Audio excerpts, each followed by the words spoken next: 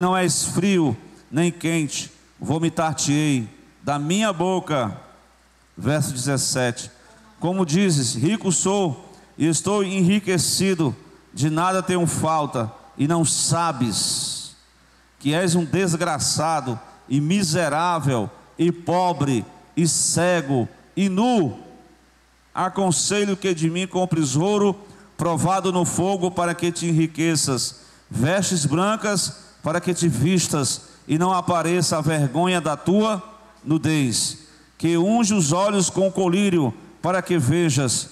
19: eu repreendo e castigo a todos quanto amo, sê pois zeloso e arrepende-te. 20, esse aqui é conhecidíssimo: eis que eu estou à porta e bato. Se alguém ouvir a minha voz e abrir a porta, entrarei em sua casa e com ele cearei e ele comigo. 21: ao que vencer, lhe concederei que se assente comigo no meu trono, assim como eu venci e me assentei com meu Pai no seu trono. 22: quem tem ouvidos, ouça o que o Espírito diz às igrejas. Que Deus em Cristo nos ajude nessa noite, que possamos orar a Ti nessa noite para levantar, Senhor, um clamor pela igreja presente. Tu sabes a necessidade dessa igreja, Senhor. Se tem crente que precisa ser despertado, se temos pessoas aqui que precisam ser encorajadas, animadas, fortificadas, fortalecidas no Senhor, ó Deus, que nós não venhamos a ser morno na fé, mas que possamos estar aquecidos pelo Teu poder. Abençoa essa igreja local, aos irmãos que porventura estarão ouvindo essa mensagem, vendo essa palavra, que o Senhor venha falar conosco, venha nos ajudar, venha nos encorajar, que o Senhor venha me dar uma palavra direcionada pelo Teu Espírito nessa noite. Eu te peço em nome de Jesus, e amém. Amém e amém. Então aqui estamos diante dessa mensagem da igreja morna, uma igreja morna, hein? Que igreja é essa? Os costumes, os hábitos da cidade, eles, aqui em Laodiceia, eles amoldaram a maneira de ser da igreja. Os costumes, os padrões da cidade amoldaram o jeito de ser da igreja de Laodiceia, certo? Alguns desses costumes eu posso dizer que, conforme o texto diz, ele diz assim: era uma igreja que era diferente de uma igreja que era pobre, né? Que a Filadélfia também é uma igreja de escravos, gente pobre, para o pessoal de Esmirna também. Mas aqui não, é um pessoal rico, que tinha condições financeiras, né? Porque nessa cidade, ela tornou-se um centro financeiro, havia um desenvolvimento econômico dentro da cidade de Laodiceia. Então muitos membros das igrejas eram pessoas que tinham condições financeiras falando, né? Glória a Deus. E ter dinheiro, ter prosperidade não é pecado não, né? Não é não? O negócio é você não deixar, como disse Jesus, que o amar ao Senhor e a Mamon não pode servir a dois senhores, ou vai amar um e aborrecer o outro, e assim por conseguinte. Então a igreja rica, e o texto vai dizer: rico estou. Quando a gente vai pregar para um rico, ele diz assim: eu sou rico, eu não tenho falta de nada. Não é assim? Mas será que ele não tem falta de nada? Veremos no decorrer dessa carta. Uma segunda questão dessa carta é o desenvolvimento da medicina na parte oftalmológica, né? Havia um colírio lá que era vendido para cura das doenças dos olhos, da visão. Na carta nós vamos ver que Jesus ele vai ministrar baseado nesses costumes, né? Uma terceira questão que eu queria falar é que a cidade, interessante, além da riqueza de grandes bancos, do desenvolvimento da medicina, Laodiceia também era conhecida por uma questão importante, que era a cidade produzia uma lã especial que fabricava vestes. Então o povo lá se vestia muito bem, né? Então havia todo esse desenvolvimento econômico, financeiro, desenvolvimento científico, muito bem. E o desenvolvimento do comércio, de fabricação de roupas, irmã Lia, e a venda das mesmas. E conseguinte, era uma cidade abastada, não uma cidade opulenta. E muitos da igreja, como eu falei, se tornaram influenciados por essa ganância, né, do ter. E daqui a pouco a vida espiritual desse povo foi se tornando de ladeira abaixo. Mas uma outra questão que eu quero observar dentro da cidade, só para identificar o contexto da cidade, é que a cidade em si não tinha uma fonte d'água. Me parece que tem duas cidades que eram vizinhas, que forneciam águas para essa cidade da Laodiceia. Uma delas era Hierópolis. Hierópolis tinha uma fonte de água térmica. Eu estava até me lembrando que quando você está com os problemas, dores, né, no joelho, você usa água quente para compressa, para você ficar bom. E realmente essas águas térmicas elas eram curadoras. Então, aliado à fonte de águas térmicas com a fonte de água gelada que vinha da cidade de Colossos, quando chegava lá na cidade então de Filadélfia, ou melhor dizendo, de Laodiceia, então a água se tornava assim uma água morna, né? E vocês vão notar que esses 4 pontos que eu estou falando aqui, de introdutórios, fizeram parte da mensagem de Jesus nessa cidade. Notemos que Cristo colocou os pingos nos is e disse que era desejável que essa cidade fosse fervorosa, melhor dizendo, a igreja fosse uma igreja fervorosa, ou até mesmo se a igreja fosse fria, era até melhor do que a atual situação da cidade. Porque como era essa cidade, essa igreja se encontrava? Veja aí no versículo 15 ou 16. Assim, porque és morno, não és frio nem quente. O restante do versículo vocês perceberam aí, né? Vomitar-te-ei da minha boca. Então, uma cidade que naturalmente, se você tiver com algum problema, né, se você ingerir água assim morna, dá uma sensação de enjoo e vontade de provocar, né?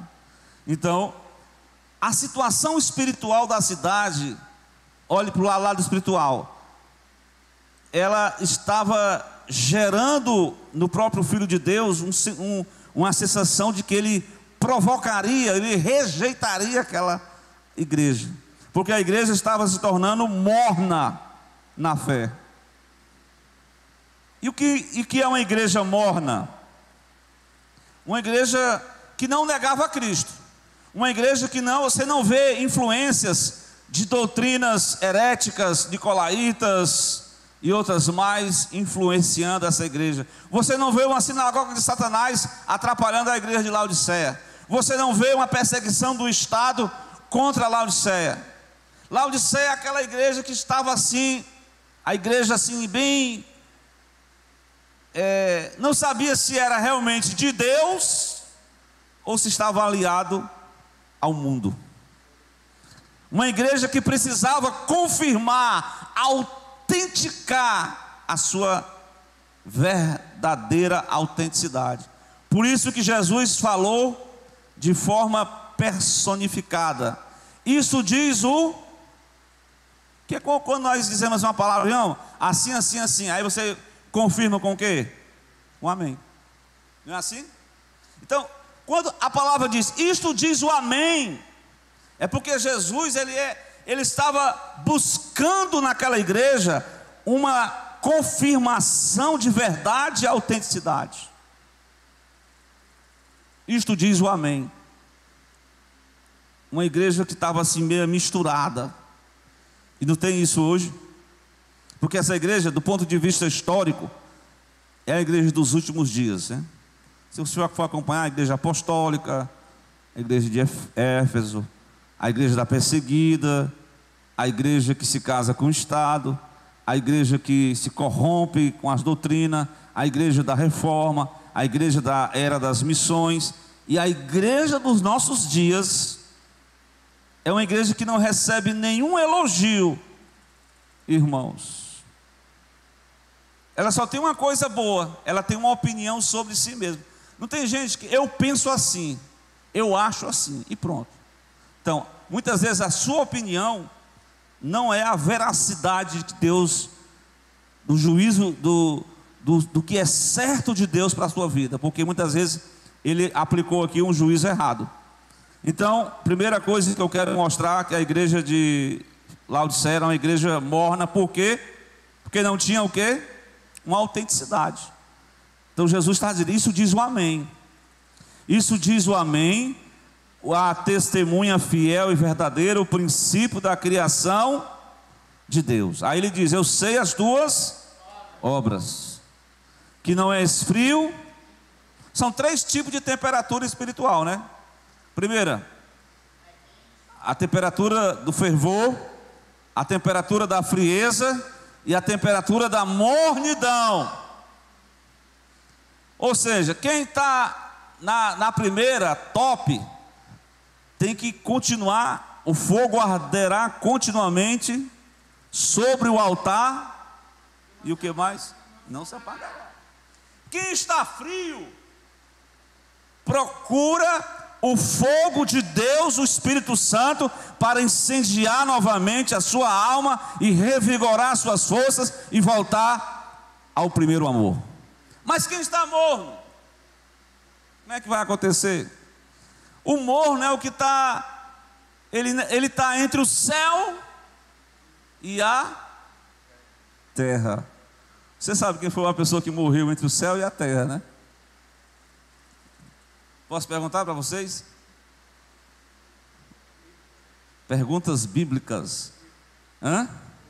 O rico não. Um que estava na guerra, se enlinhou dentro de uns carvalhais e ficou pendurado entre o céu e a terra.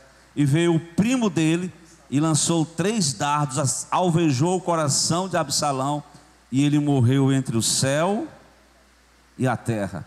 Ou seja, ele queria servir a Deus e ao cargo, o amor, a posição. Ou seja, em outras palavras, Elias diz no capítulo 18 de 2º Reis: por que cocheais entre 2 pensamentos? Glória a Deus.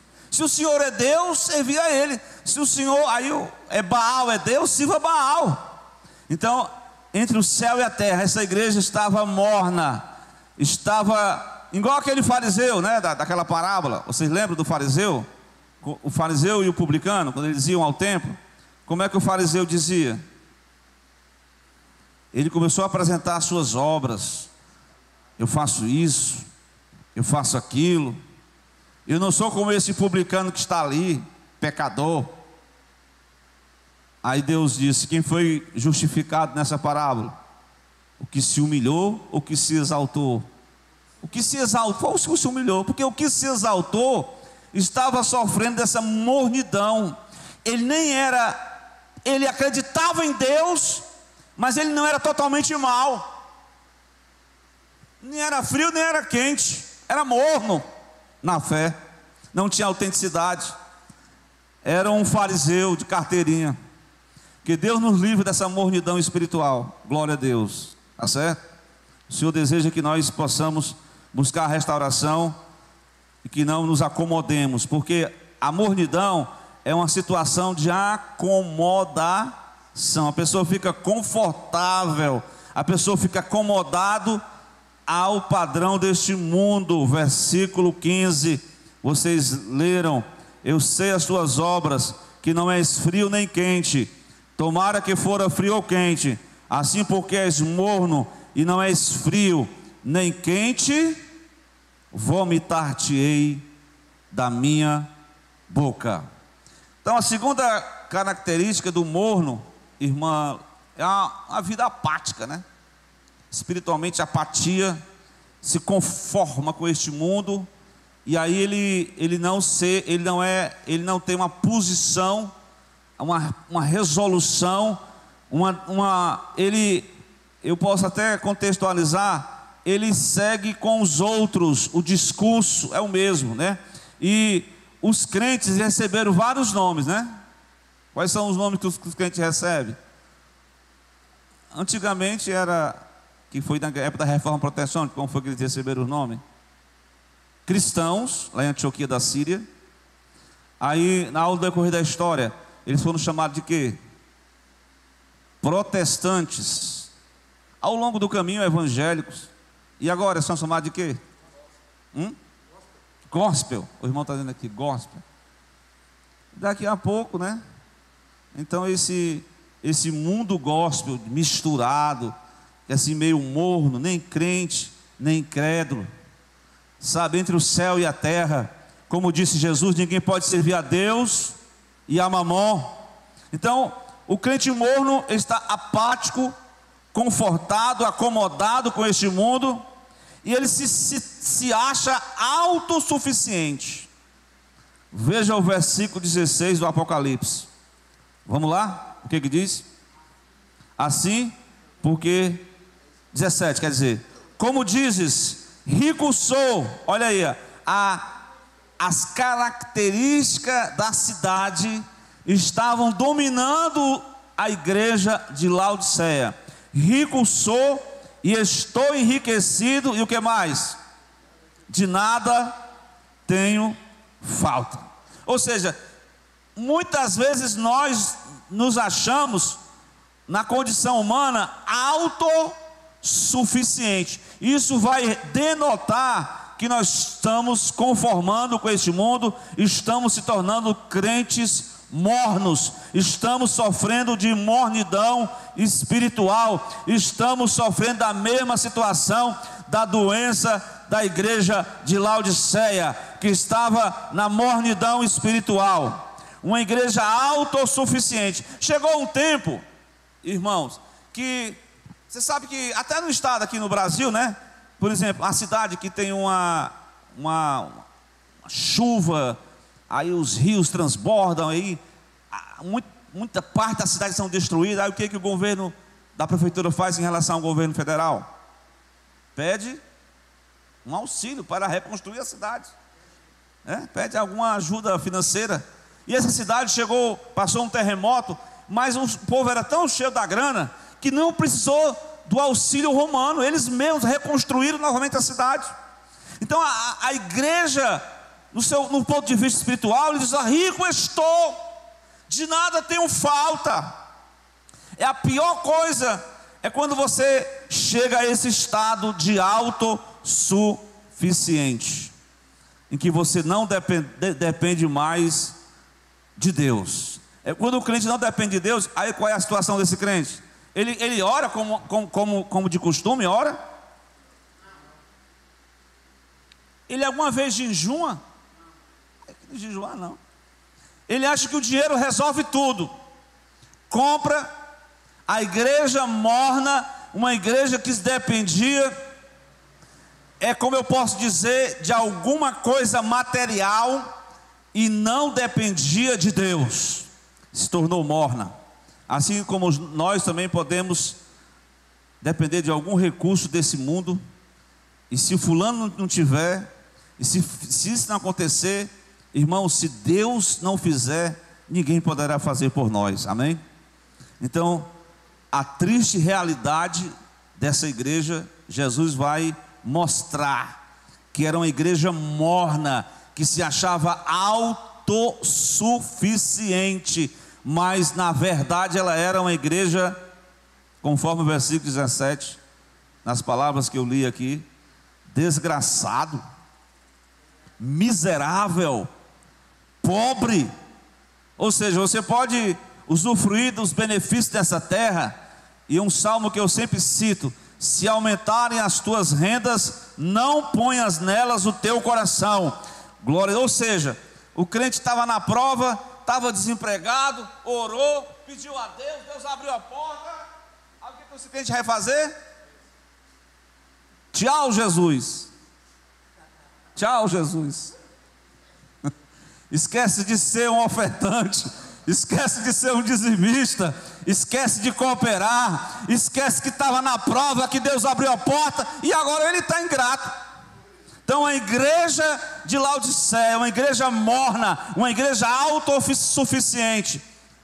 Rico estou, não tenho falta de nada. Miserável, desgraçado. Palavra pesada, né? Se for chamar os outros de miserável, mas não foi nenhum pastor que chamou, não, irmão. Quem foi que chamou esse povo de miserável, desgraçado, pobre, cego e nu? Quem foi? Foi o próprio, a carta de Jesus ao anjo da igreja que está em Laodiceia.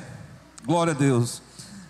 Uma outra característica que dessa igreja, né, como eu falei, né, no versículo 17, uma igreja autossuficiente, uma igreja que estava precisando de autenticidade, de veracidade, uma igreja que estava confortada com o mundo, estava apática à situação, uma igreja dividida entre o céu e a terra, não sabia se servia a Deus ou se servia ao mundo, queria agradar a Deus, estar no culto, estar no mundo gospel, e ao mesmo tempo queria fazer as curtições, queria estar vivendo como mundano, vivendo como incrédulo, vivendo como uma pessoa deste mundo.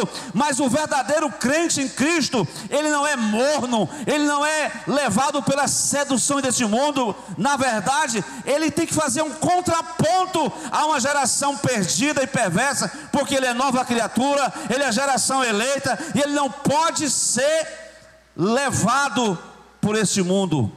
Amém? Isso diz o amém. Glória a Deus.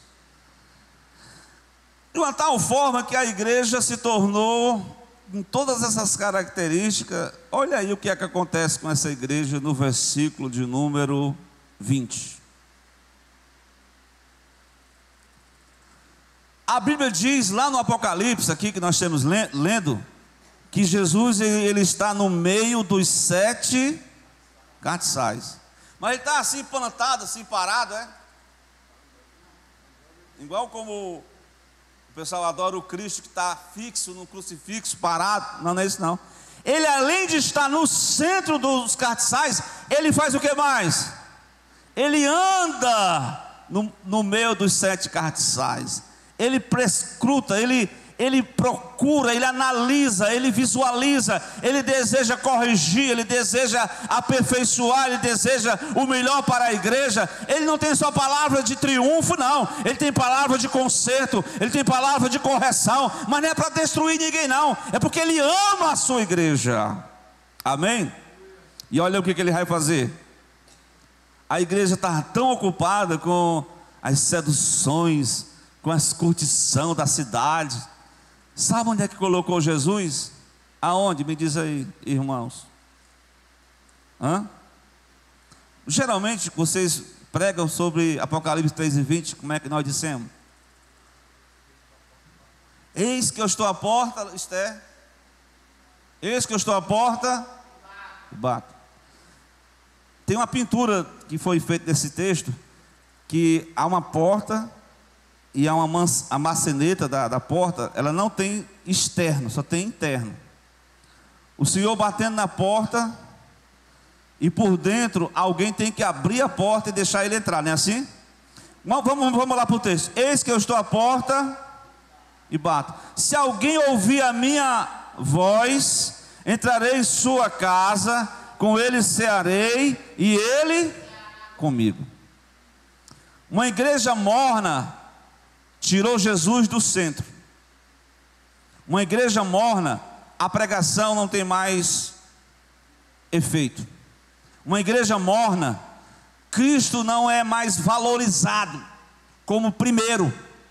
E a Bíblia diz, com intensidade: amarás o Senhor teu Deus de todo coração, de toda a tua alma, de todas as tuas forças, de todo o teu entendimento. Ou seja, Cristo agora na igreja morna, uma igreja que estava deixando ele ir aonde? Fora das reuniões. Tristeza de uma igreja quando é o homem que é o centro. Isso tem, né? Irmãos, quando a gente se achar o melhor dessa igreja, nós precisamos se converter, porque nós estamos num estado de mornidão. Então Jesus estava lá fora, e geralmente a gente usa esse texto para o pecador que tem que aceitar Jesus, para deixar a porta aberta, para ele fazer morada e ele fazer uma obra. Mas na verdade essa mensagem é para quem? É para os próprios crentes da igreja que estava morna, que precisava de uma restauração, precisava de uma reabilitação, precisava ser vivificada por Deus. A igreja que estava morna, estava com Cristo lá fora dos seus trabalhos, fora das suas programações. Cristo não fazia mais parte da história daquela igreja. Por isso que ele estava velando a porta, é porque ele queria restaurar novamente, irmãos. Vamos lá. Uma igreja morna é uma igreja que precisava realmente ter uma opinião certa sobre si mesmo. Eles não tinham a opinião certa. O que eles diziam sobre si mesmo? Eu rico estou, de nada tenho falta, o que eu preciso mais? Como diz um hino, né? Eu preciso de Jesus, Jesus é o meu maior presente, é o meu maior, é o que dá direção, é o que dá sabor, é o que dá vida, glória a Deus. Então, como eles tinham uma opinião errada sobre si mesmo, no versículo 19 eu posso voltar, glória a Deus, 18 melhor dizendo, eles têm uma opinião totalmente errada sobre si mesmo no 17, e no 18, Cristo dá 3 conselhos, interessante, ele não dá uma palavra pesada não, dá conselho. Qual é o primeiro conselho que ele dá para a igreja que está morna? Qual é? Versículo 18, vamos lá. Aconselho-te que de mim compres ouro provado no fogo, para quê? Te enriquecer. A riqueza aqui é material, é? Nada a ver. Ou seja, para um povo rico, Deus manda eles comprar. E a verdade, a salvação é comprada? É comprada, é? Nunca foi comprada. Tem umas igrejas aí que estão vendendo as bênçãos, né? É o óleo ungido, é a vassoura de fogo, e assim vai. Mas isso aí são coisas atuais. Isso não tem nada a ver com a palavra, não. Na verdade, a salvação é de graça. Mas ele manda comprar, ele manda você adquirir a verdadeira riqueza, onde o ladrão não rouba, onde a prata, o ferrugem não corrompe, irmã Vilani. Glória a Deus.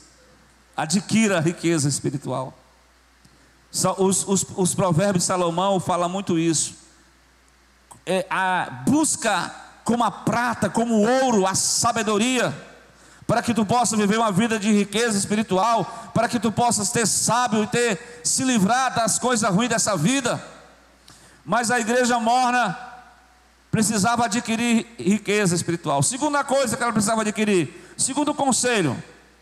Estão lembrados dos grandes bancos, dos grandes investimentos, a moeda na cidade, é muita riqueza, mas espiritualmente o povo, a felicidade do homem não é só o ter, não é só o possuir, não é só o dinheiro, a verdadeira riqueza que aquelas pessoas deveriam adquirir, principalmente a igreja, era a riqueza espiritual.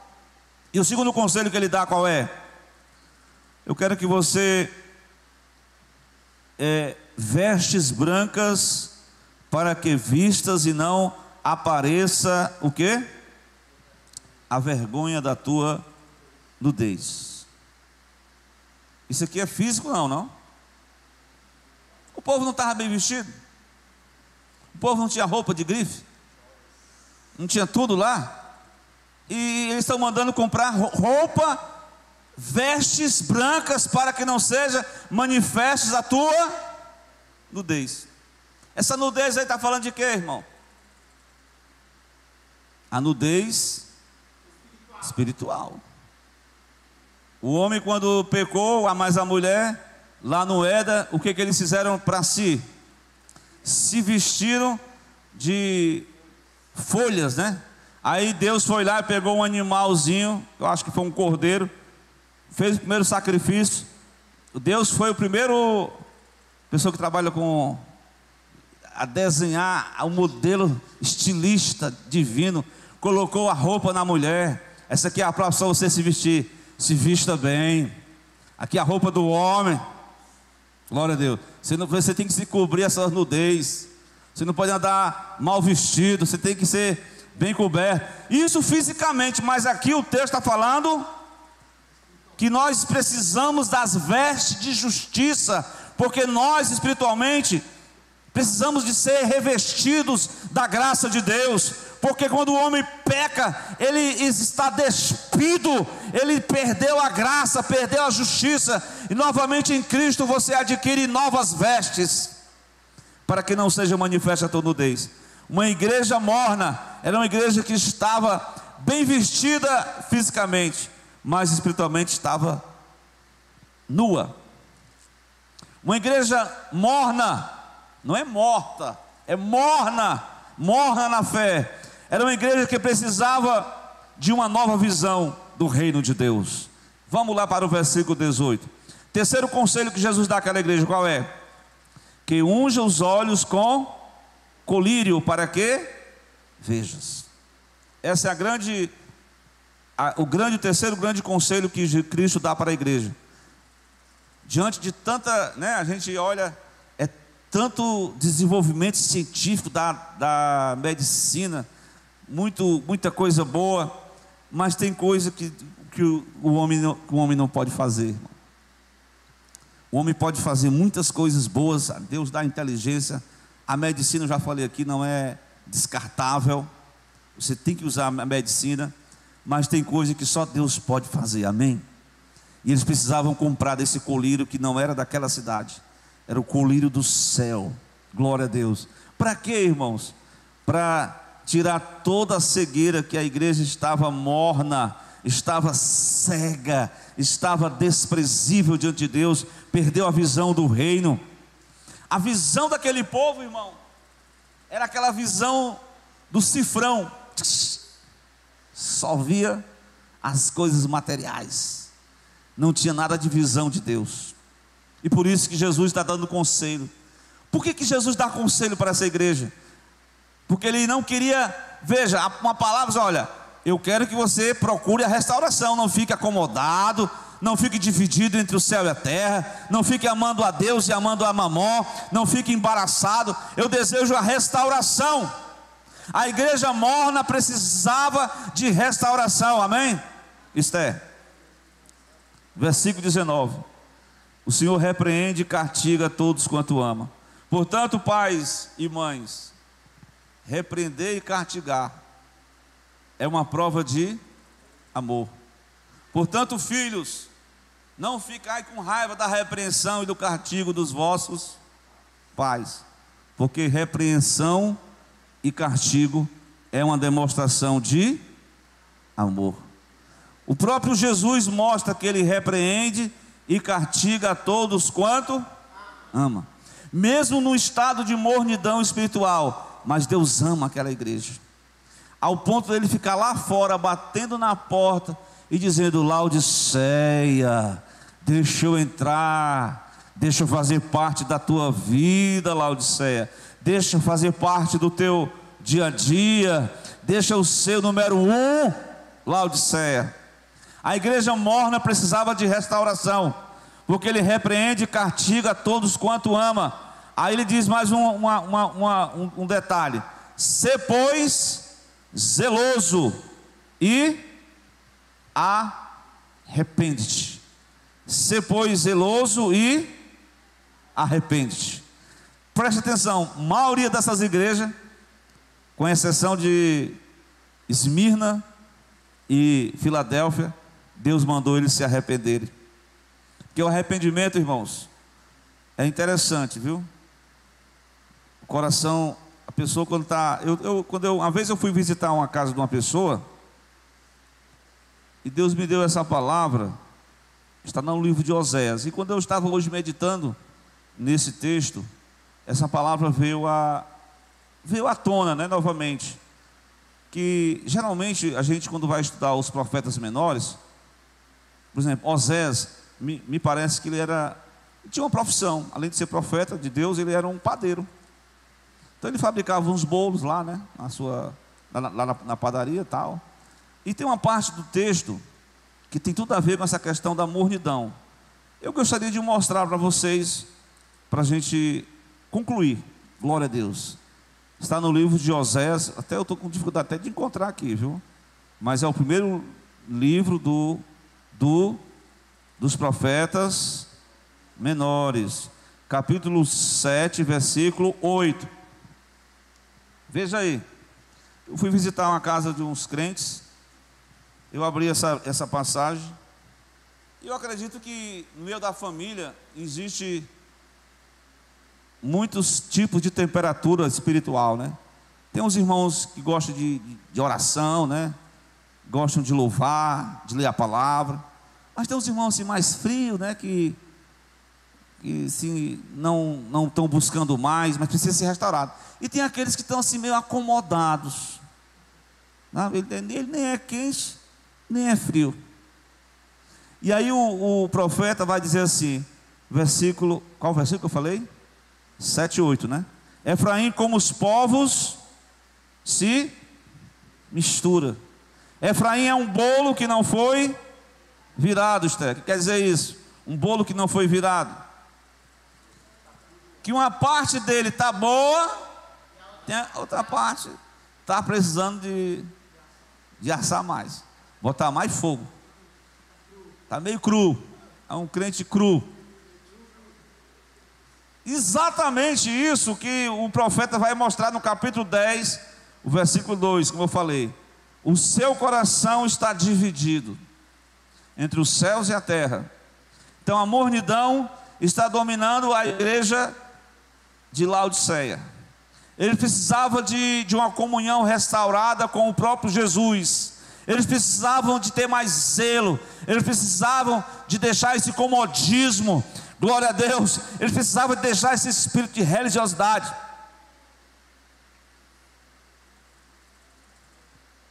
Mateus 23, Jesus mostrou, a Léa cantou aqui o hino 422, Jerusalém por Cristo é contemplada. Ele estava lá mostrando a triste realidade, o povo cheio de religião, sabe? Cheio de arrotava santidade, mas pense num povo rebelde, sepulcros caiados, como o irmão falou aqui. Mas Jesus mesmo assim ficou lá fora da cidade. Parece essa passagem: eis que eu estou à porta e bato. Ele está fora da cidade, ele começa a chorar copiosamente, e ele diz: ó Jerusalém, quantas vezes eu quero restaurar a comunhão contigo, deixar essa religiosidade, esse espírito de mornidão, e buscar a comunhão verdadeira da minha restauração. Jerusalém fechou as portas para o Cristo. Então, meus amados, esse versículo aqui que Deus dá a essa igreja, eu acredito que esse versículo aqui, irmãos, é interessante. Para mim, o Senhor diz assim, ó: ao que vencer, eu vou conceder que, assim como eu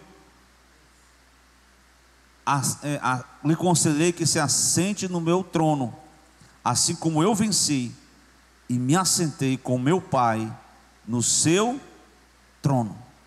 Está uma promessa para aqueles que querem realmente deixar a mornidão de lado, que querem buscar um avivamento, que querem buscar não somente uma prática só de religiosidade, mas querem buscar um coração verdadeiro. Isto diz o Amém, a testemunha fiel e verdadeira, o princípio da criação de Deus. Eis que Ele está à porta e bate. E se nesta noite alguém ouviu em alguma parte dessa mensagem algo que você precisa refletir mais, que há algo na sua vida, como o bolo que não foi totalmente virado lá de Oséias, que o Senhor possa refazer na sua vida, Ele possa completar a obra, que você não seja só meio crente e meio mundano, não fique com essa mistura não, pelo amor de Deus. Seja verdadeiramente, o Senhor diz, isso diz o Amém. Isso diz aquele que quer autenticar, aquele que quer confirmar na tua vida. E certamente abra a porta cada dia. Jesus, vem comigo. Eu sei que tem uns hinos aí que parece um romance entre Jesus e o cantor, mas eu não concordo muito com esses hinos não, viu? Tem uns irmãos que gostam de cantar uns hinos assim, né? Mas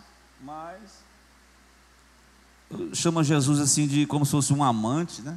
Eu sei que ele é o amante da nossa alma, mas ele não pode ser comparado assim a homens, que ele é o próprio Filho de Deus. Nós precisamos dele. Não, a igreja não pode viver sem Jesus. Jesus estava fora da igreja, a igreja estava rica, o povo lá era fichinha, tinha dinheiro para tudo, comprava o som de primeira, ajeitava o crescimento físico, a igreja tinha até ar-condicionado, a frente da igreja bonita, sabe, não tinha poltronas acolchoadas.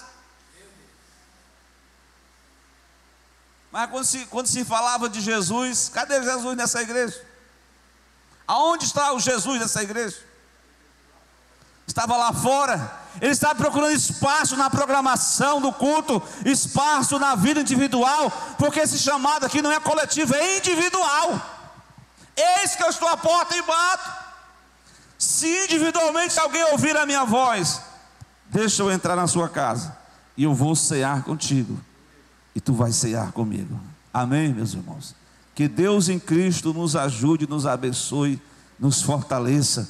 Se existe alguma mornidão espiritual, que nessa noite o Senhor venha restaurar, para que nós sejamos crentes mornos, mas sejam avivados pelo Espírito Santo de Deus. Vamos ficar de pé para a gente concluir.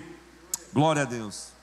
Aí está a mensagem para mim, para a tua vida, para esta igreja, para nós. Glória a Deus. A seguirmos as recomendações de Cristo para as 7 igrejas da Ásia Menor, que não ficaram só no passado, mas é para hoje ainda. Glória a Deus. Quem precisa de oração? Vem aqui.